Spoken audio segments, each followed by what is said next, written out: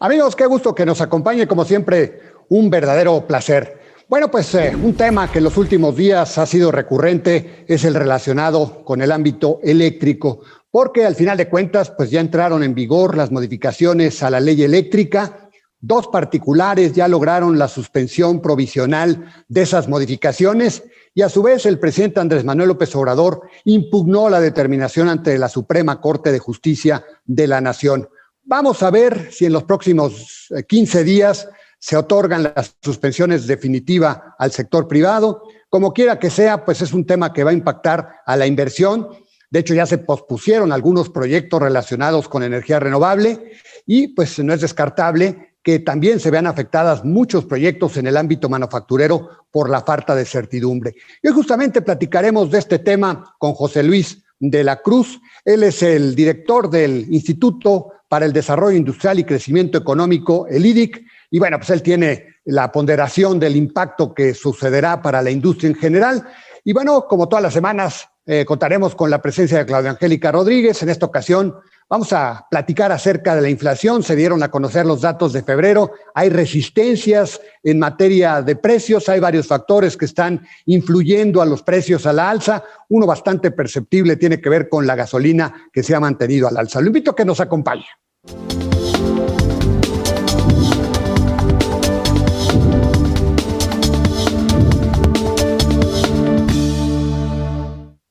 Bueno, ya estamos con Claudia Angélica Rodríguez y bueno, pues hoy el tema es la inflación, las resistencias que hay para controlar los precios en este año.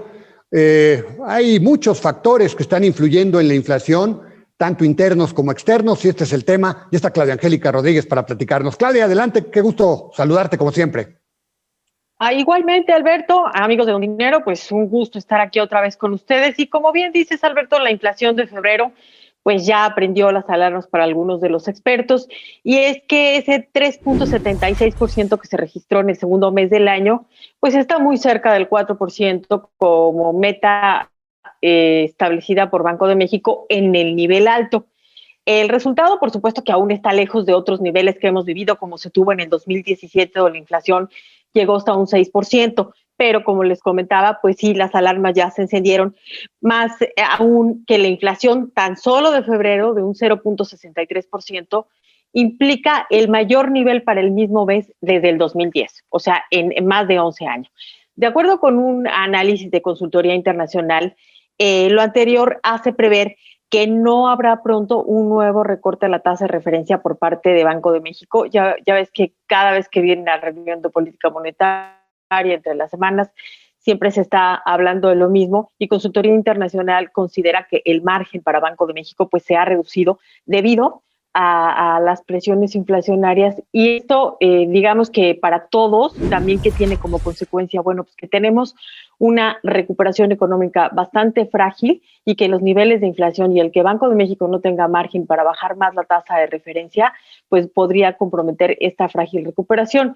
Sí, ya sé que muchos están hablando de más del 4%, muy cerca del 5%, pero después de una caída del PIB del 8.5%, pues la verdad es que no se ve pues como demasiado favorable un incremento de la economía, un desarrollo de la economía favorable que lleve a un aumento del PIB de cerca del 5%, y más que están esas amenazas. De acuerdo con Consultoría Internacional, pues la inflación está presionada, como tú decías, por tres factores.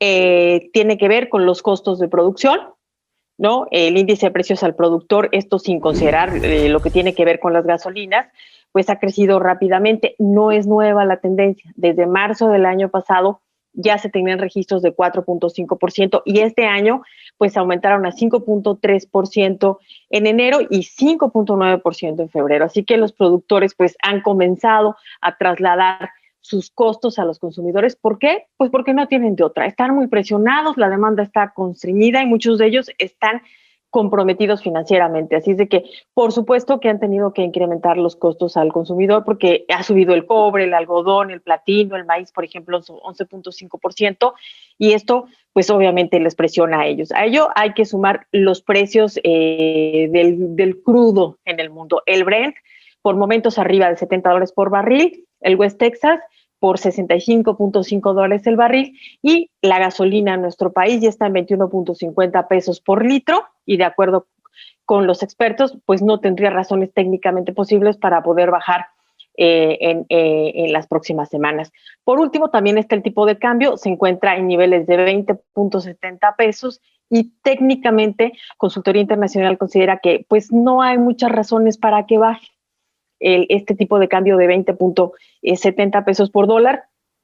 Obviamente se está pendiente del rendimiento de los bonos del Tesoro, lo hemos estado hablando en las últimas semanas a 10 años, y está también el tema de que la inflación también en Estados Unidos, una recuperación muy rápida en Estados Unidos con el proceso de vacunación y con todo el dinero que se está inyectando a la economía, pues suba ya la inflación y la Reserva Federal tenga que establecer una política monetaria menos expansiva, lo que obviamente va a reducir el margen de acción para Banco de México, que su próxima reunión de política monetaria, Alberto, es el 25 de marzo, y se considera pues que tiene muy poquito margen para poder bajar la tasa de interés. Bueno, pues ahí están muchos elementos en juego. Está un crecimiento pues todavía limitado para la economía en este año. Está el tema de la falta de oportunidades en el mercado laboral. Si no hay crecimiento importante, pues no hay mucho empleo. Si la inversión no crece, no hay empleo. Y ahora a esto se suma pues el tema inflacionario, la presión de los precios, que esta es otra variable que pues está en el escenario en este 2021 y que va a ser más complicado el escenario, ¿verdad? Así es, está la debilidad del mercado interno, la baja generalizada de los ingresos. Hay mucha fragilidad de muchas empresas que todavía se encuentran en el límite para poder sobrevivir. En fin, que todavía los riesgos, los obstáculos están ahí enfrente, y esperemos que todo salga bien, pero la inflación se ha sumado a los retos, Alberto. Sí, otro factor que hay que sumar y al que hay que seguirle la pista. Muy bien, pues muchas gracias, Claudia, como siempre, muy interesante tu comentario. Un gusto estar por aquí y los esperamos aquí la próxima semana. Bueno, si me permiten, voy un corte y ya regreso con la entrevista.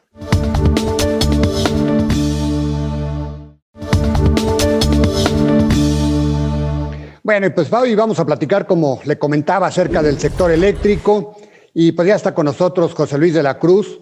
Él es el director general del Instituto para el Desarrollo Industrial y Crecimiento Económico, el IDIC, y pues vamos a platicar acerca de este tema que ha sido un tema que ha estado en el ojo del huracán en los últimos días. José Luis, muchísimas gracias por la oportunidad, como siempre. Muchas gracias por la invitación, Alberto, un placer. José Luis, comentábamos que pues al final de cuentas estas modificaciones, más allá de lo que suceda pues en torno a la suspensión provisional, si se otorga la suspensión definitiva, más allá de otros recursos que puedan presentarse y todo lo que tiene que ver con los acuerdos comerciales, pues entiendo, José Luis, que esto va a tener repercusiones en el sector industrial. ¿Cuál es el impacto que se está visualizando al modificarse el entorno de la ley en lo que es el quehacer eléctrico en nuestro país, José Luis? Bueno, yo creo que hay básicamente tres elementos que se deben de considerar cuando se analiza el tema. El primero es que evidentemente uno de los puntos importantes de atracción de inversiones y de todo lo que ello implicaba para el sector industrial en términos de construcción, en términos de requerimientos de insumos para esa construcción, era fundamentalmente la inversión que estaba planificada alrededor del sector eléctrico, es decir, sobre todo en la parte de energías renovables, pues había ya ciertos proyectos de infraestructura que al realizarse iban a ser detonantes, fomento al crecimiento del sector industrial, la parte de la construcción, manufacturas que están alrededor de esto. El segundo aspecto, evidentemente, que es el que se está vinculado con el hecho de que mucha de la perspectiva de hacia dónde iba a crecer el sector industrial, es decir, la capacidad que iba a tener para poder expandirse en función de contar con energía eléctrica de calidad, barata y abundante, porque una de las restricciones que hemos enfrentado durante muchos años es la disponibilidad de la suficiente energía eléctrica, pues evidentemente que al detenerse esos proyectos, pues las propias empresas del sector industrial y aún las del sector comercial, pues tienen que redimensionar sus planes de inversión porque hay incertidumbre de si se contará con la dotación de energía eléctrica. Y evidentemente el tercer punto es en términos generales respecto a la confianza de la inversión, es decir, al final del día las empresas en general pues lo que están viendo ya con mucho más moderación es si el entorno para invertir es el adecuado, es decir, si el Estado de Derecho y el marco institucional les permiten tener planificaciones de 5, 10, 15 años para todas las inversiones que están planeando hacer. Simplemente, José Luis, bueno, platicando con otro experto del ámbito eléctrico, me decía que pues se erogaron alrededor de $9,000 millones en proyectos de energía renovable con las últimas 3 licitaciones que se habían hecho, y me decía que había pues al menos un tanto igual en proceso, pues digamos el costo, simplemente lo que es la energía eléctrica, José Luis, supongo que es muy fuerte porque al final de cuentas pues se detienen estos proyectos de inversión que, como tú dices, haría más abundante la oferta eléctrica, pero aparte pues también se restringe mucho la capacidad que se tienen con una empresa monopólica para invertir en lo que es generación, ¿no? Entonces ahí hay como que muchos temas que se pueden, costosos, que van a tener pues un precio para nuestro país, ¿no, José Luis? Bueno, yo creo que si analizamos que en conjunto de lo que se hablaba es de que toda esta inversión en energía eléctrica, sobre todo la parte de energías renovables, ya el acumulado durante los siguientes 10 años pudo o podría llegar hasta $40,000 millones, cerca de $40,000 millones, de los cuales, como muy bien mencionas, algunos ya se erogaron, otros estaban en planeación.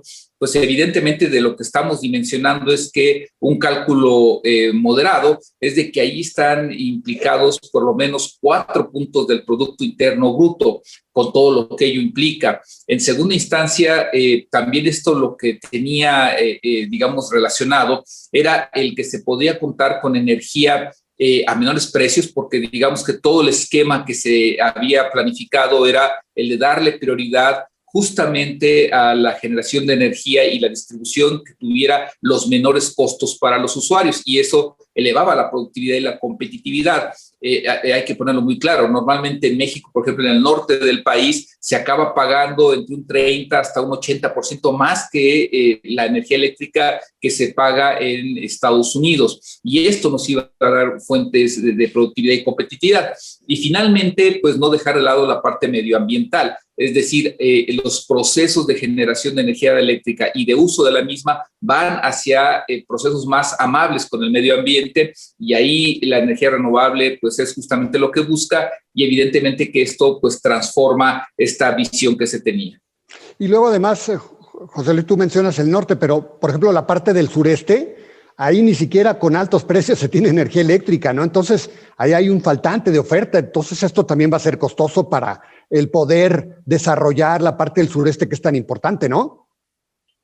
Y efectivamente, en el sur y sureste de México, como todos sabemos, el presidente López Obrador tiene algunos de sus proyectos más importantes, la industrialización de esa región, lo cual evidentemente requiere contar pues con energía suficiente para también hacer atractiva la inversión, el que más empresas vayan a esa región.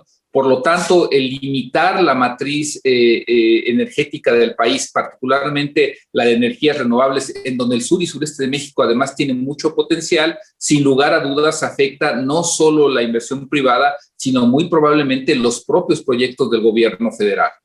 ¿Y tiene capacidad la Comisión Federal de Electricidad para sustituir pues esa inversión privada que iba a venir y que iba a ayudar a acelerar los procesos, José Luis?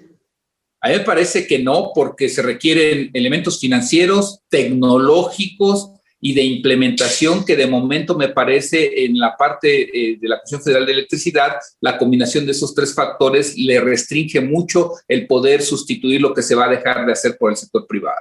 Sí, los especialistas opinan que al final de cuentas pues va a ser un alto costo, porque pues lo que tendría que estar haciendo la Comisión Federal de Electricidad es orientarse a lo que es la parte de distribución, ¿verdad? Donde pues ahí precisamente hace falta mucha inversión, todo lo que es distribución, transmisión, y dejarle al sector privado la parte de generación, que esa era la idea, ¿no?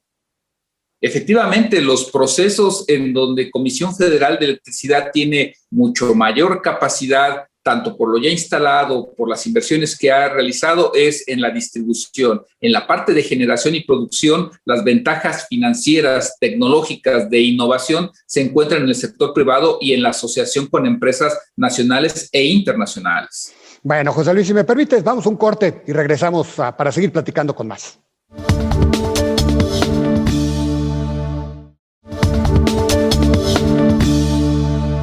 Bueno, y estamos platicando con José Luis de la Cruz, él es el director del IDIC.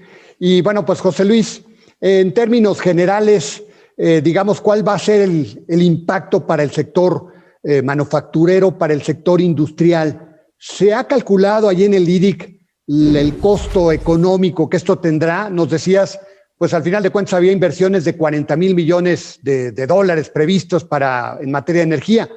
Pero con el tema de pues, la desconfianza, la falta de certidumbre, el cambio de reglas, ¿cuál podría ser el impacto para las inversiones en todo el sector industrial y sobre todo el sector manufacturero que es tan importante para nuestro país, José Luis?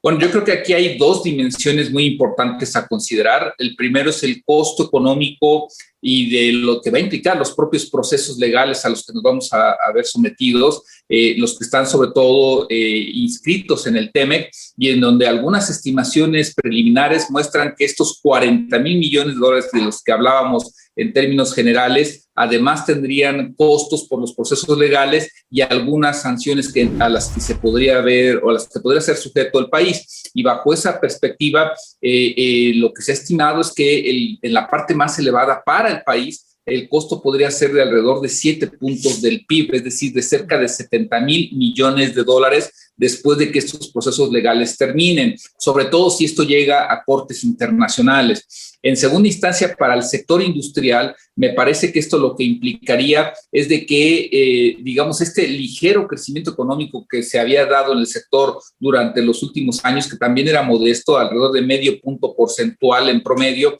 podría implicar que se detuvieran algunas inversiones en sectores muy demandantes de energía eléctrica, como la industria siderúrgica, la industria cementera, la industria automotriz, la propia aeronáutica. Entonces, en ese aspecto, lo que veríamos es de que la industria perdería ciertos niveles de competitividad y de productividad.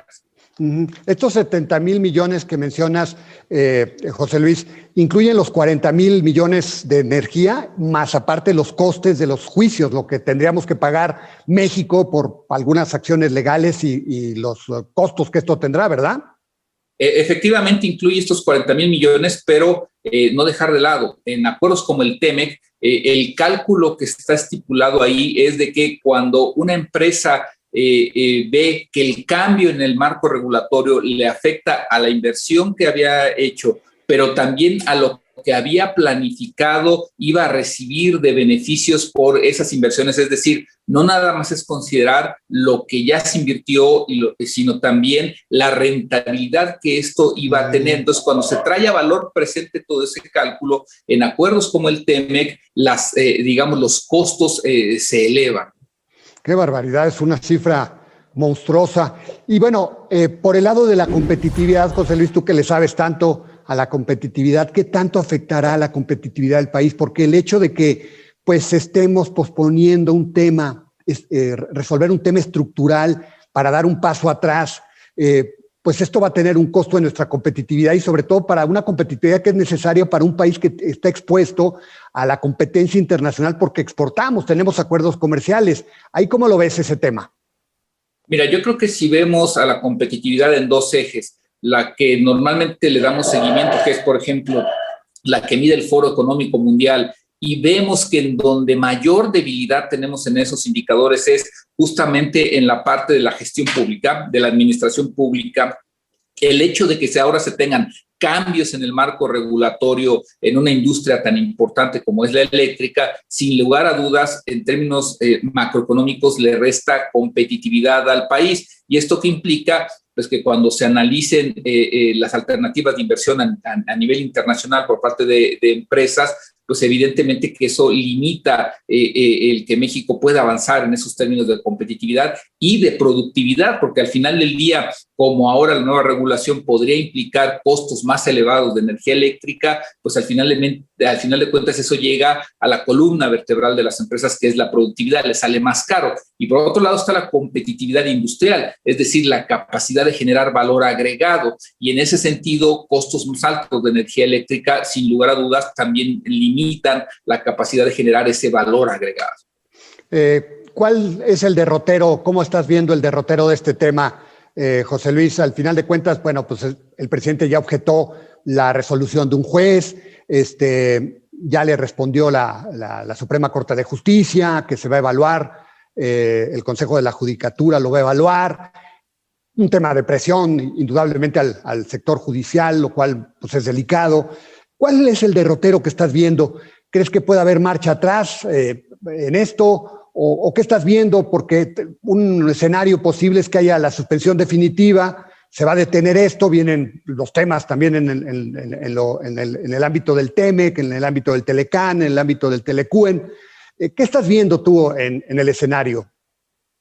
Bueno, me parece que ya entramos a un proceso legal que, como muy bien mencionas, va a tener dimensiones nacionales, pero también internacionales. No olvidar lo que se filtró de estas reuniones del cuerpo diplomático, de parte del cuerpo diplomático, a petición de la Embajada de Estados Unidos, ¿no? En donde asistieron también representantes de países europeos, por ejemplo. Es decir, esto ya toma una dimensión internacional, porque estas naciones pues están viendo afectados las inversiones, los intereses de sus empresas, y eso pues las va a llevar primero al terreno diplomático y luego al terreno judicial. Y en el caso de México, pues eso ya comenzó. Yo lo que veo es de que este proceso muy probablemente va a involucrar todo este año, y en función de qué negociaciones se puedan llegar, de qué posturas tome tanto el gobierno mexicano como las empresas y gobiernos extranjeros, a mí me parece que podría ser un proceso que sí lleve al menos 2 o 3 años